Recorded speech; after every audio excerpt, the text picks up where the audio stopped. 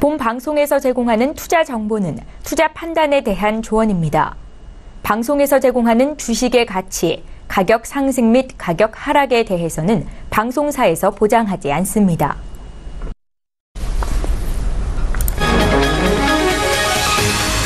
이 시각 헤드라인 뉴스입니다. 미국 상무부가 지난 16일 백악관에 제출한 철강 수입 규제 방안에는 우리나라 등 12개 나라에 대한 53%의 관세 부과 조치가 포함되어 있는데 이에 국내 철강업계는 사실상 수출하지 말라는 것이라는 반응인 상황입니다. 미국의 철강 관세 폭탄 압박은 곧 반도체와 자동차에까지 불똥이 튈지 모른다는 우려가 나오고 있습니다. 반도체에서는 미국 기업의 제소로 시작된 여러 건의 특허 침해 조사가 진행 중이고 자동차는 이미 미국의 주요 관심사로 알려져 있습니다. 정부와 제너럴모터스가 한국 GM에 대한 실사 시기와 방법을 놓고 팽팽한 기싸움을 이어갑니다. 현재 정부와 산업은행은 최근 제기된 각종 의혹을 검증하기 위해 한국 GM과 실사 시기와 방법을 협의 중인데 대출과 납품 가격, 연구 개발비 등의 의혹을 놓고 줄다리기가 예상됩니다. 또한 이러한 의혹이 원칙적으로 해소돼야 지원이 가능하다는 정부는 기존 입장을 고수할 것으로 보입니다.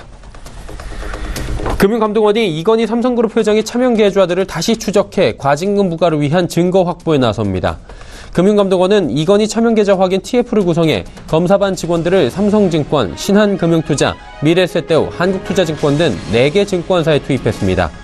TF는 4개 증권사의 이 회장 차명 계좌 거래 명세서와 잔고 등을 확인할 예정인 가운데 1차 검사 기간은 다음 달 2일까지이고 상황에 따라 연장될 수도 있습니다. 4대 시중은행의 전세자금 대출 규모가 40조 원을 넘어섰습니다. KB국민, 신한, 우리, KB 하나은행 등 4대 시중은행의 지난달 말 전세자금 대출 잔액은 40조 422억 원으로 집계됐습니다. 이는 전월 38조 9,925억 원보다 2.69%, 또 지난해 같은 달 30조 4,921억 원보다 1년 만에 31.32% 증가한 수치입니다.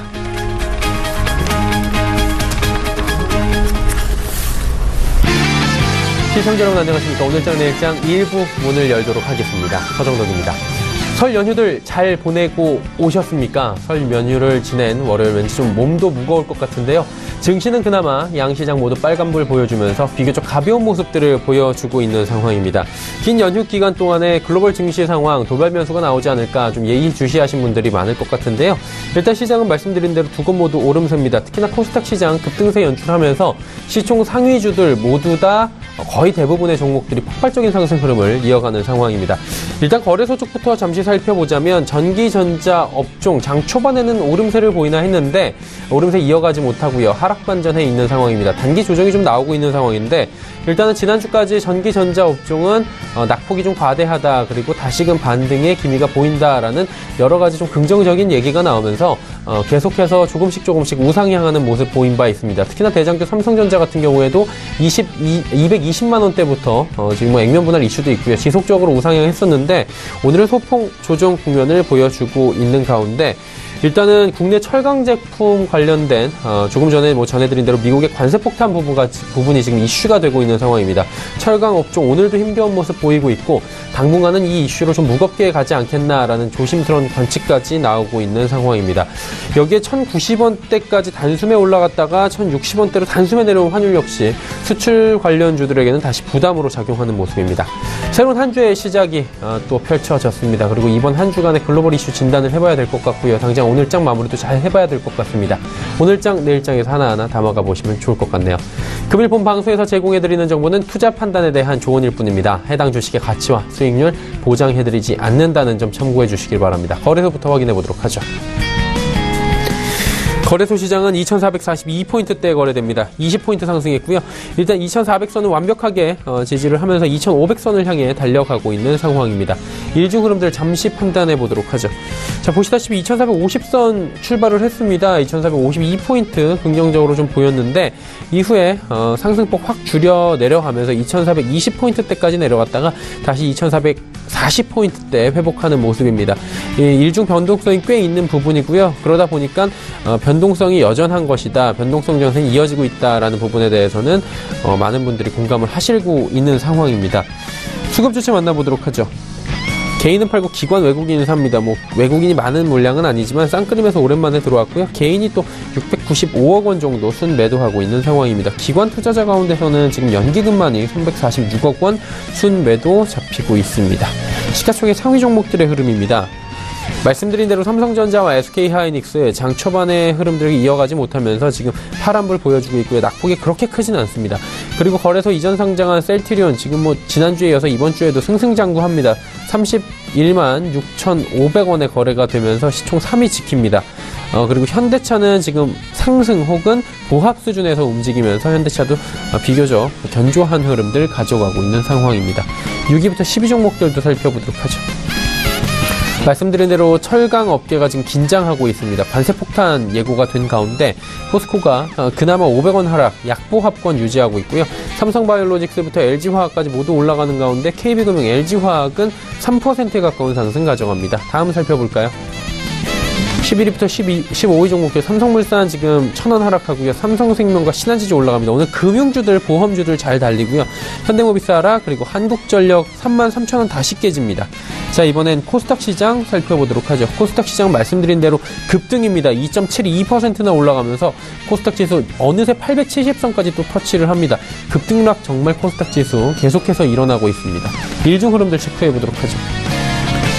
856포인트대부터 871포인트대까지 지속적으로 우상향하고 있는 코스닥 지수입니다. 거래소와는 좀 차별화된 흐름들 가져가면서 지속적인 상승 흐름 가져가는데 수급 주체 보시면 답이 좀 나옵니다. 쌍끌림에서의 규모가 좀 다릅니다. 기관이 1,398억 원, 외국인은 819억 원 정말 많이 삽니다. 두 주체가. 연기금만이 50억 팔고요. 전 주체, 기관 주체들 사고 있습니다. 그리고 상승장에서 개인은 2,143억 원 순 매도하고 있는 상황입니다. 시가총액 상위 종목들의 흐름입니다.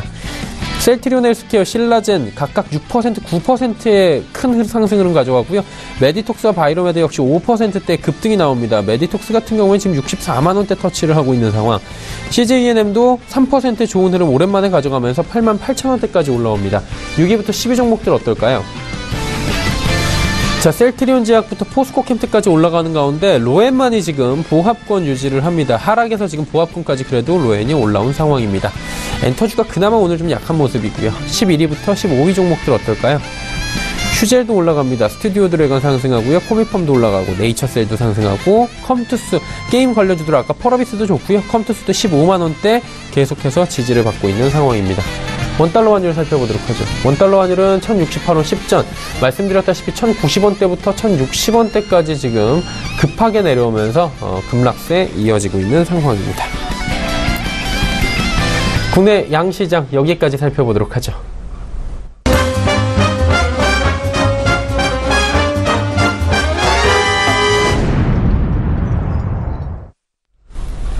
월요일장의 이슈 짚어보고 넘어가 보도록 하겠습니다. KTB 투자증권 매크로팀의 최현기 팀장 연결되어 있습니다. 팀장 안녕하세요. 네, 안녕하세요. 네, 설 연휴를 지내고 왔는데 미국 같은 경우에는 설 연휴 기간 동안에 증시 괜찮았다고 하더라고요. 훈풍으로 우리 시장도 오늘 상승 흐름 가져가고 있는데 여러 가지 변수들이 좀 있었을 것 같아요. 짚어볼 만한 것들 어떤 것들이 있을까요? 예, 우선 이제 국내 증시가 이제 설 연휴 기간 휴장이었던 기간에 이제 미국 증시, 주요 증시는 1% 이상 좀 상승세를 나타냈고요. 지수가 저점 대비로는 거의 한 5에서 6% 정도 상승을 했기 때문에 그간 낙폭의 한 절반 정도는 좀 되돌린 상황이라고 보시면 될 것 같고요. 최근에 경제지표의 호주, 물론 1월 달 미국 소비자 물가 상승률이 좀 예상치를 상회하면서 좀 시장에 부담으로 작용을 했습니다만 미시간대 소비자 신뢰지수라든가 각종 부동산 관련 지표들이 호조를 나타내면서 좀 증시에 좀 우호적으로 작용하는 그런 모습을 보여주고 있고요. 아직까지 미국 재금리의 급등세가 완화되고 있지는 않지만 1월달 CPI 같은 경우는 어쨌든 좀 그 경기의 회복세, 미국의 펀더멘털 자체가 여전히 좀 감당할 수 있는 상황이라고 좀 보고 있는 상황이기 때문에 그런 쪽에서 인플레이션이 좀 급하게 튀어 올라올 가능성은 좀 낮은 가운데 좀 그런 부분들이 이면에는 어쨌든 경기가 계속 좋아지고 있다라는 측면이 조금 더 부각이 되면서 좀 증시가 좀 비교적 좀 안정세를 좀 찾아가는 모습인 것 같고요. 그래서 오늘 국내 뭐 코스피라든가 코스닥 양시장 모두 1%, 코스닥 같은 경우는 상승폭이 더 크긴 합니다만 어쨌든 양시장 모두 지금 반등세를 이어가고 있는 것이 아닌가라고 보고 있습니다. 변동성 지수 그 빅스 지수 같은 경우도 30포인트를 이제 치다를 때마다 사실은 이제 시장이 상당히 크게 흔들렸었는데 지금 역사적 평균치 한 20포인트 정도를 좀 하회하고 있는 상황이기 때문에 뭐 아직까지 뭐 변동성 장세가 완전히 끝났다라고 보기는 어렵습니다만 최소한의 어떤 변동성이 여기서 더 추가적으로 확대될 그런 어떤 시그널 자체가 좀 보이지 않고 있기 때문에 그런 측면에서 보면 지금의 좀 안도랠리가 연장될 가능성이 좀 높지 않을까라고 보고 있고요. 일단은 뭐 기본적으로 시장이 크게 흔들린 것과는 좀 대비해서 펀더멘탈, 그러니까 글로벌 경기 회복세가 여전히 좀 유효하다라는 점이 지금의 어떤 시장의 어떤 위험자산 선호 심리 강화 쪽으로 지금 나타나고 있는 것 같고요. 그래서 그런 부분들을 감안하면 특히 뭐 국내 증시에서 낙폭이 컸던 이익 대비 좀 낙폭이 컸던 업종들 중심으로 좀 최대한 좀 낙폭을 좀 줄여나가는 그런 흐름들이 좀 이어지고 있는 것이 아닌가라고 보고 있습니다. 궁금한 건 이제 상승세를 좀 이어갈 수 있을까라는 부분인 것 같아요. 지금 오늘은 상승 흐름들 잘 가져가고 있는데 어떻게 좀 더 이어갈 것으로 볼 수 있겠습니까?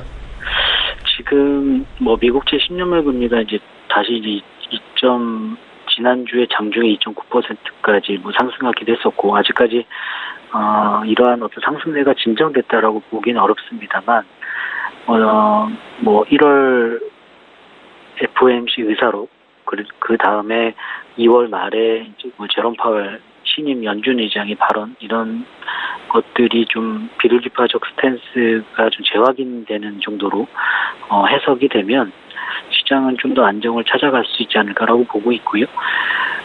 지금 금리의 이제 급등, 그러니까 단기간에 급등했다라는 점이 부담스럽긴 합니다만 사실상 지난 2013년도 때와 비교를 해보면 사실 펀더멘탈상, 그러니까 경기의 어떤 회복세란 뭐 기준금리의 수준 자체가 많이 달라졌기 때문에요.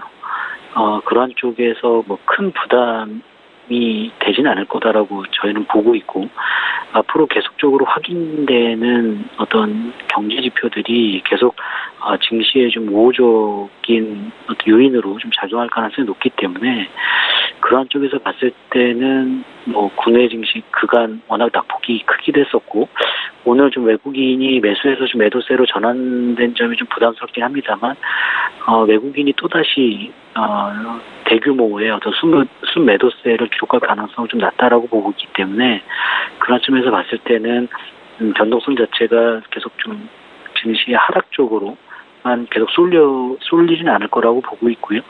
좀 변동성이 좀 추가적으로 좀 줄어드는 가운데 좀 증시가 좀 추가 상승을 어쨌든 계속적으로 이번 주에 좀 시도해 나갈 것으로 이렇게 저희는 판단하고 있습니다. 자, 그리고 이제 월요일입니다. 이번 한 주간의 전략도 짚어봐야 될 것 같은데 어떤 방향성을 가지면 좋을까요? 저희가 이제 계속적으로 이제 뭐 IT 업종을 제외하고 나서는 이제 산업재와 소재 업종을 계속 추천하는 그런 전략을 말씀드렸었는데, 지금 이제 소재 쪽, 철강 쪽에서는 뭐 미국의 어떤 관세 부과 방안 이런 어떤 이슈가 있기 때문에 좀 당분간은 좀 생티가 좀 부정적으로 좀 바뀔 것 같고요. 그래서 그쪽보다는 오히려 정유화학 쪽이 조금 더 좀 유망한 상황이라고 보시면 될 것 같습니다. 특히나 이제 그 달러가 좀 지난 주말부터 다시 좀 강세 압력이 좀 제한적이면서 원재재 가격의 상승세가 좀 나타나고 있거든요. 그래서 그런 부분들에서 좀 수혜를 받을 수 있는 업종에 좀 집중하는 것이 좋을 것 같고요. 또 하나는 어쨌든 이제 금리가 올라간다는 부분에서는 어쨌든 금융업종도 좀 충분히 지금 상황에서는 긍정적으로 접근할 수 있는 그런 구간인 것 같습니다. 마지막으로 물론 IT 대형주에 대한 중장기적인 시각은 저희는 변하지 않았습니다만 당분간은 앞서 말씀드린 대로 정유화학이라든가 아니면 미디어라든가 엔터, 게임주 이러한 어떤 업종에 조금 매크로 변수에서 조금 자유로울 수 있는 업종에 집중하는 어떤 전략이 지금에서는 좀 필요한 상황이지 않나라고 생각을 하고 있습니다. 네, 매크로 변수에서 좀 자유로울 수 있는 종목들, 업종들 위주로 정유화학, 미디어, 엔터 쪽을 또 말씀을 해주셨습니다. 오늘 말씀 여기까지 듣도록 하겠습니다. 고맙습니다. 감사합니다. 네, KTB 투자증권 매크로팀의 최윤기 팀장이었고요. 이슈 칼럼 바로 이어집니다.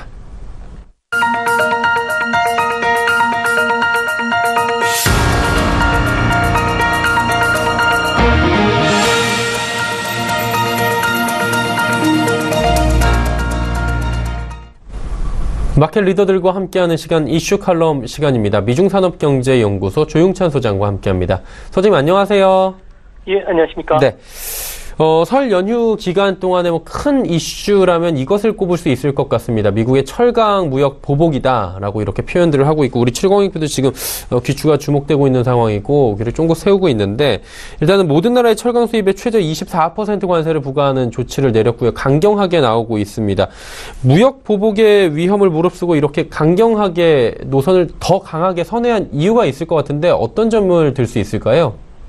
아무래도 중간선거를 앞두고 지지율을 끌어올릴 목적, 그리고 또한 무역수지 적자를 줄이기 위해서 이런 선택을 한 것으로 보여지는데요.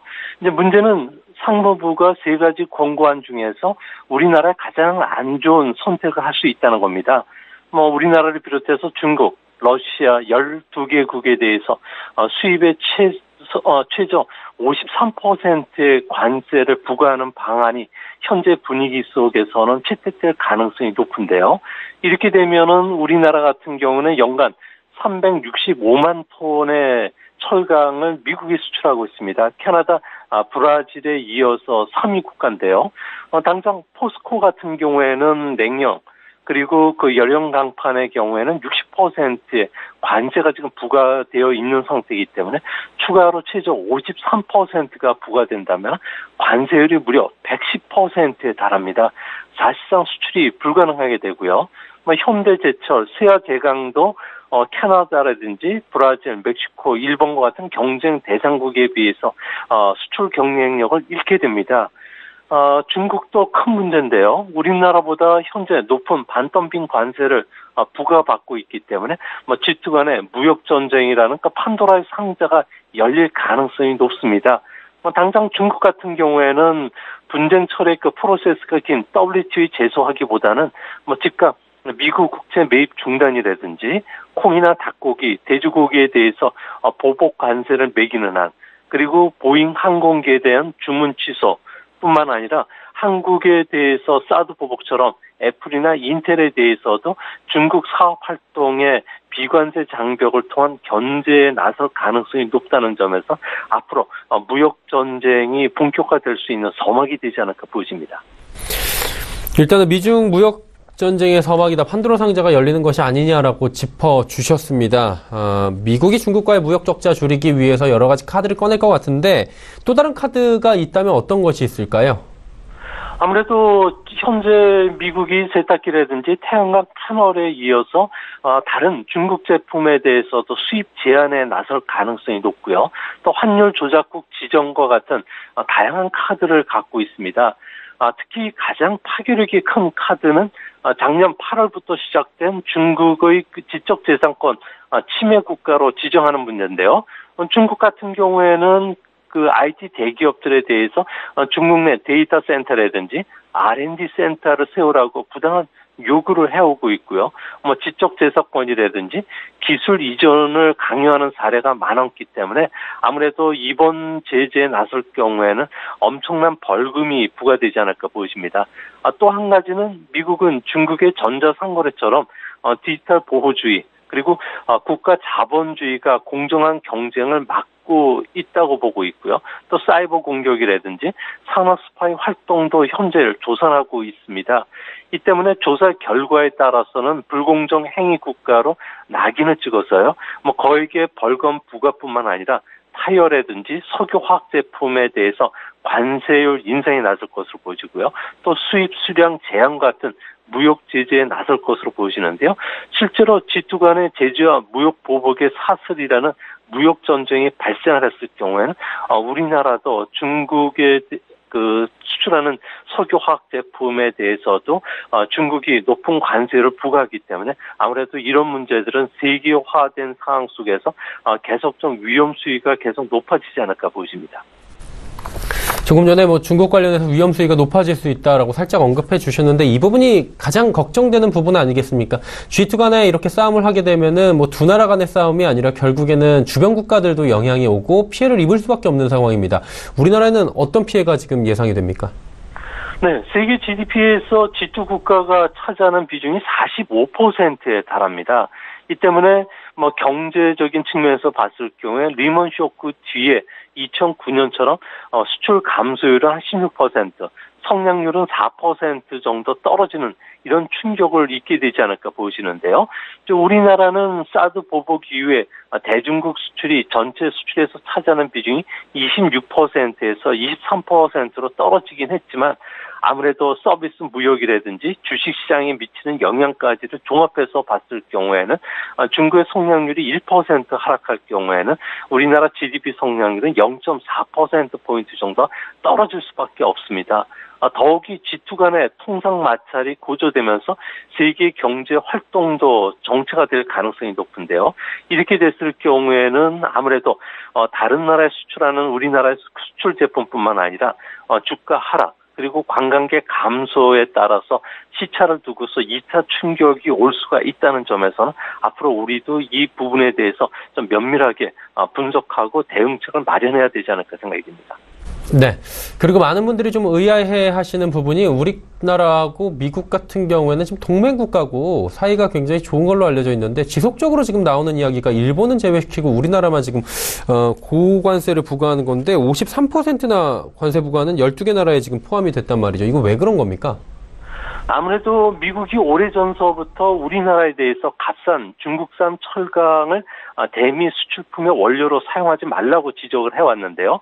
이런 사항들이 실제 개선이 되지를 않고 있다고 미국이 지금 판단하고 있기 때문에 그렇습니다. 게다가 우리나라의 대미 수출 철강 제품은 강반유가 높은 비중을 차지하고 있는데요.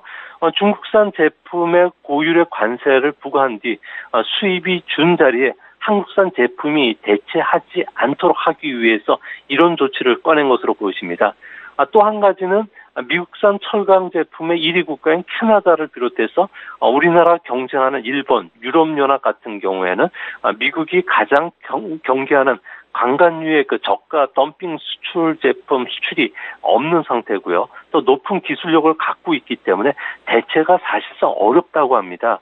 이 때문에 전통적인 우방 국가의 마찰을 취소하기 위해서 우리를 희생양 삼은 것으로 보여지기 때문에 앞으로 우리 정부도 이 문제와 관련해서 미국에 많은 의사 전달을 하고 기업들의 애로사항을 전달해줘야 되지 않을까 생각이 됩니다.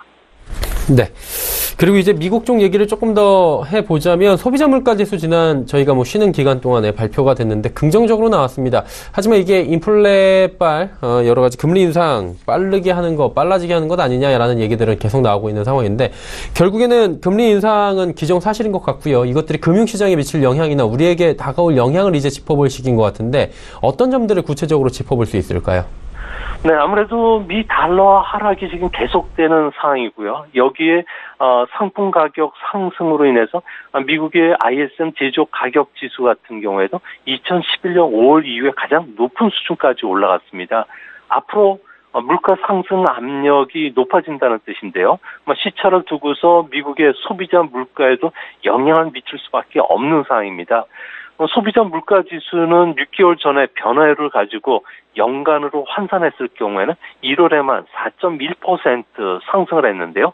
물가 상승 압력이 이렇게 심각하다는 것은 3월 20일부터 시작되는 3월 FOMC뿐만 아니라 6월 말 FOMC에서도 추가적인 금리 인상이 단행될 가능성이 싶을 것으로 보여집니다. 이렇게 되면은 최근 좀 주춤했던 국제 상품 가격이 다시 상승 압력을 받게 되고요. 또 미국의 채권 수익률이 또 상승할 수 있기 때문에 주식시장에는 좀 악재가 되지 않을까 보여집니다. 특히 이전보다 트럼프 같은 경우는 보호 무역주의 정책을 계속 강화시킬 것으로 보여준다는 점에서 주식시장의 변동성 지수뿐만 아니라 엔고 압력 등의 다양한 영향을 끼칠 수가 있기 때문에 우리나라 주식시장에도 적지 않은 영향을 끼칠 것으로 보여집니다. 네, 알겠습니다. 금리 인상에 대한 영향까지 짚어봤습니다. 오늘 말씀은 여기까지 듣도록 하겠습니다. 고맙습니다. 네, 감사합니다. 미중산업경제연구소 조용찬 소장과 함께했습니다.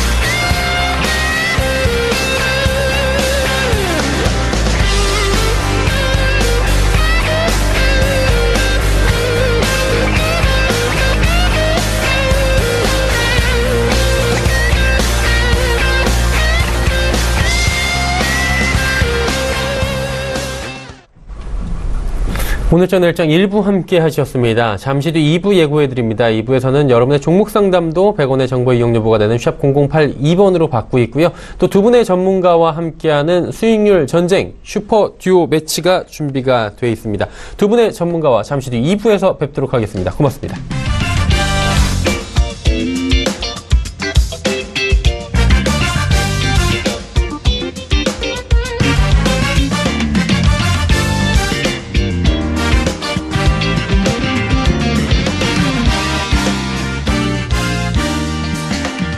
본 방송에서 제공하는 투자 정보는 투자 판단에 대한 조언입니다. 방송에서 제공하는 주식의 가치, 가격 상승 및 가격 하락에 대해서는 방송사에서 보장하지 않습니다.